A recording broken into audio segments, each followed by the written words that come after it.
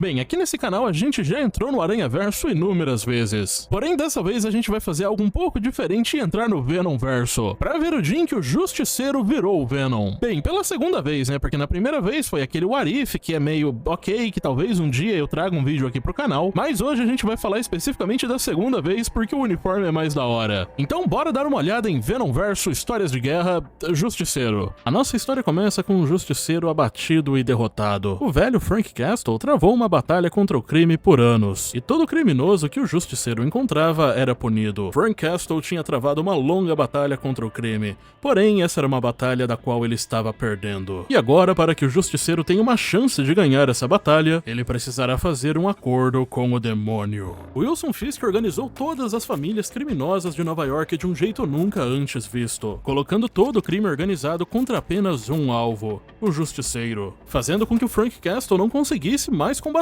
o crime organizado como ele fazia antes. E com o passar do tempo, o Justiceiro foi ficando sem recursos, sem munição, e, é claro, sem sorte. O rei do crime, obviamente, sabia de tudo aquilo, então ele resolveu oferecer uma trégua ao Justiceiro. Tudo que o Justiceiro precisava fazer era visitar o rei do crime, porém desarmado. E foi assim que o Justiceiro conseguiu o seu acordo com o demônio. Ele chegou ao local designado e a pessoa que atendeu a porta não estava nada feliz em vê-lo. O que faz todo sentido, porque se a gente parar pra pensar, o Justiceiro já deve ter matado vários amigos desse cara. A porta finalmente foi aberta e o Justiceiro estava desarmado e frente a frente com o rei do crime. Ah, Sr. Castle, seja bem-vindo. Sabe de uma coisa? No passado eu tive que procurar abrigo em vários dos meus esconderijos. Por meses eu fui obrigado a fugir dos seus ataques. Veja só como os tempos mudaram. Os capangas do rei do crime então começaram a revistar o Justiceiro, até porque a gente sabe muito bem como o Justiceiro é, não é mesmo? É melhor prevenir do que remediar com ele. Eles então confirmaram que o Justiceiro realmente não estava carregando nenhuma arma, o que deixou o rei do crime confortável o suficiente para tomar um champanhe. E como Fisk não podia deixar essa oportunidade passar, ele resolveu esculhambar com o Justiceiro, dizendo que aquilo que tinha acontecido com o Justiceiro era uma pena, que só de mencionar o nome dele os criminosos já ficavam assustados, porém que aquilo tudo era coisa do passado. O Justiceiro tinha sido uma pedra no sapato do rei do crime por muito tempo. Porém, o Frank Castle tinha subestimado o rei do crime. Na verdade, ele tinha subestimado todo o crime. E a guerra de um homem só que ele estava travando tinha finalmente chegado ao fim. O Justiceiro só estava ali porque o rei do crime tinha oferecido uma trégua pra ele. O Justiceiro só estava ali porque ele não conseguia mais continuar, porque ele estava desesperado. As armas mais próximas estavam apontadas para a cabeça do Justiceiro. Não tinha mais para onde ele correr. Depois de todo aquele discurso do rei do crime, o Justiceiro não quis argumentar e apenas disse que ele conseguiu o acordo que tanto queria. O rei do crime então debochou do Justiceiro, dizendo que ele não estava oferecendo acordo nenhum, e então ordenou para que os capangas matassem o Justiceiro de uma vez por todas. Foi aí que o preto nos olhos do Justiceiro começou a se manifestar, porque o Frank não estava falando com o rei do crime, já que o demônio do qual o Frank tinha feito um acordo era o Venom. O Venom ficou mó feliz de ter sido, entre aspas, libertado pra brincar, e foi logo sufocar o rei do crime até a morte. Caraca, pensa num cara azarado esse rei do crime, não é mesmo? Ele vai, ele para de enfrentar o Demolidor, ele para de enfrentar o Homem-Aranha, ele para de enfrentar todos os outros heróis que acabam com o trabalho dele, né, entre muitas aspas, mas enfim, ele vai lá e ele foca todos os esforços dele, ele vai lá e foca o dinheiro que ele tem, tudo que ele tem, ele junta todos os outros criminosos contra um único cara que, por sinal, nem poderes tem.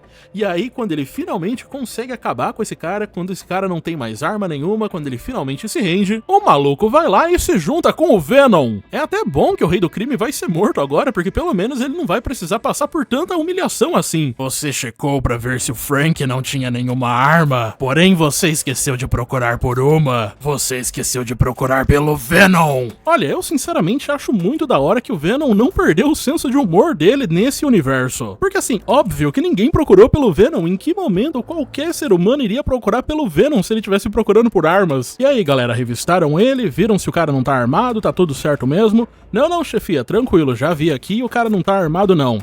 beleza, ele não tá armado. Mas e se ele estiver escondendo o Venom? Bora dar tiro pro alto, bora bater panela, bora ligar o som alto, porque, né, vai que o Venom tá escondido por aqui. Imagina o nível de paranoia que a pessoa tem que estar pra pensar que, sei lá, o Venom pode estar escondido num cara desarmado. Porém, nesse cenário hipotético, a paranoia realmente seria compensada, afinal de contas, o Venom tava ali. Inclusive, que design da hora desse Venom, né? Eu não sei como é que até hoje não tem um Marvel Legends disso aqui. Quer dizer, na verdade eu sei um pouquinho e a gente vai ver melhor isso no final do vídeo. A galera até tentou atirar no Venom, tentou fazer alguma coisa, mas obviamente não daria certo. Primeiro porque o Venom do universo 616 já costumava absorver balas. E ao que tudo indica, o Venom desse universo nem sequer absorve os projéteis. Até parece que o Venom desse universo seria ainda mais brabo do que o do universo 616. Não demora muito tempo pro simbionte começar a conversar com o Justiceiro como se os dois fossem apenas uma pessoa. A gente não sabe se nesse universo tinha um outro Ed Brock, mas olha, se tinha, o Venom superou ele bem rápido. O Venom então começou a falar pro Justiceiro que ele sabia muito bem o que fazer com uma arma carregada e que eles matavam criminosos e que blá blá blá. E na moral, essa arma que o Venom fez pro Justiceiro é muito da hora. Pra mim só ficaria melhor se ela fosse um pouco mais cartoonizada e tivesse um par de olhos. E conversasse com o Justiceiro. Ok, tá bom, talvez isso fosse um pouco idiota demais. O Justiceiro então começou a fazer o que ele faz de melhor, que é meter bala em todo mundo. E o simbionte diz pro Justiceiro que agora ele é o arsenal na guerra do Frank. E caraca, eu tinha achado aquela arma da hora, mas essa jaqueta é ainda mais legal. Um dia a Hasbro vai lançar uma coleção de Marvel Legends só com versões legais venomizadas dos personagens. E o Justiceiro precisa estar nessa coleção. A gente vê o Rei do Crime ali mais uma vez, todo estrupiado, e depois que o Justiceiro deu um fim ao Fisk, ele foi atrás de todas as outras famílias do crime em Nova York. E depois disso, todos os outros criminosos que ele conseguiu encontrar. E agora com esses novos poderes, o Justiceiro não precisava se preocupar com mais nada. Ele não planejava mais nada, ele só se preocupava com uma coisa: acabar com todo o crime de Nova York. Inclusive é bem legal ver que quanto mais o Justiceiro usava o simbionte, mais o uniforme dele se parecia com o Venom. Depois que o Justiceiro, usando o simbionte, matou vários criminosos, finalmente chegou a hora do Frank cumprir a sua parte do acordo com o simbionte, já que o Venom tinha dado todo esse poder pro Justiceiro. Porém, em troca, ele queria um favor muito simples: que o Justiceiro matasse apenas uma pessoa, um inimigo do Venom. Alguém que o Venom sozinho não tinha forças o suficiente pra matar. Porém, com as habilidades do Justiceiro, eliminar aquele inimigo seria muito fácil. O Venom iria providenciar a arma e tudo que o Justiceiro precisava fazer era puxar o gatilho, o que realmente seria um trabalho muito fácil pro Justiceiro. Porém, o problema era que o alvo do Venom era ninguém mais, ninguém menos que o Homem-Aranha. E imediatamente o Justiceiro começou a se recusar a atirar, porque afinal de contas o Homem-Aranha também era um herói do qual ele respeitava. E assim, é um pouco engraçado que o Justiceiro não perguntou antes qual que era a pessoa que o Venom queria matar, mas também era meio difícil do Justiceiro recusar, afinal de contas ele não tinha muitas outras opções. Claro que uma pessoa mais certa da cabeça teria pedido ajuda pra outros heróis, só que a gente sabe que o Justiceiro definitivamente não é uma pessoa muito certa da cabeça. É até engraçado que ali no começo o Venom tenta argumentar com o Justiceiro, tipo, pô cara, o trato era o seguinte: eu matava uma galera pra você e você matava uma pessoa pra mim, agora você tá querendo dar pra trás aí, pô, aí é sacanagem. Mas não demora muito pro Venom desistir da argumentação e simplesmente controlar o cérebro do Justiceiro mesmo. O Venom finalmente estava prestes a se vingar do seu maior inimigo, quando algo totalmente inesperado acontece. Do nada, um buraco começa a aparecer no peito do Venom. O simbionte diz que não sabe o que está acontecendo e fala pro Frank que aquilo está doendo muito, até que o Justiceiro e o simbionte simplesmente desaparecem do nada. A história então corta pro Homem-Aranha dizendo que não tem crime nenhum, que a cidade de Nova York está muito parada e que ele provavelmente está perdendo mais um episódio de Game of Thrones. O que, é claro, deixa esse quadrinho bem datado.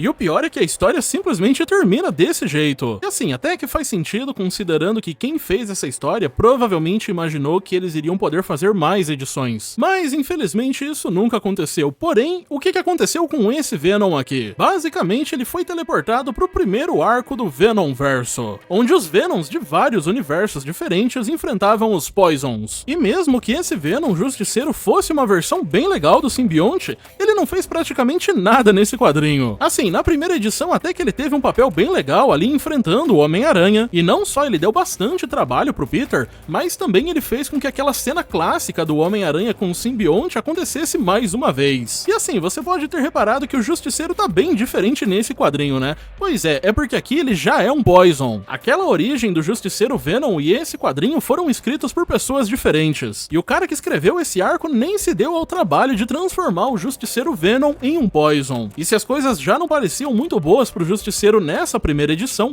ele só aparece de novo na terceira edição e aí as coisas ficam bem piores. Porque a única coisa que o Justiceiro faz nessa edição é morrer. O Anti-Venom tenta tirar o Poison do Justiceiro, porém a única coisa que acontece é que o Justiceiro morre instantaneamente e simplesmente vira uma poça de gosma. Essa versão do Justiceiro Venom era tão da hora, eu sinceramente não sei por que eles fizeram isso com o personagem. E pior que tem até Funko Pop dessa versão do Venom, eles sabem que esse design é bem legal. Ele podia ter ganhado várias outras histórias, mas infelizmente esse foi o fim horrível dele. Mas me diz aí, o que você achou dessa versão do Venom, o que você achou dessa versão do Justiceiro e principalmente o que você achou desse vídeo aqui? Coloque aí pra mim nos comentários. Não se esquece de deixar um like, de se inscrever aqui no canal, vão aparecer outros 2 vídeos antigos agora, clica em qualquer um deles que é sucesso, até o próximo vídeo então e tchau!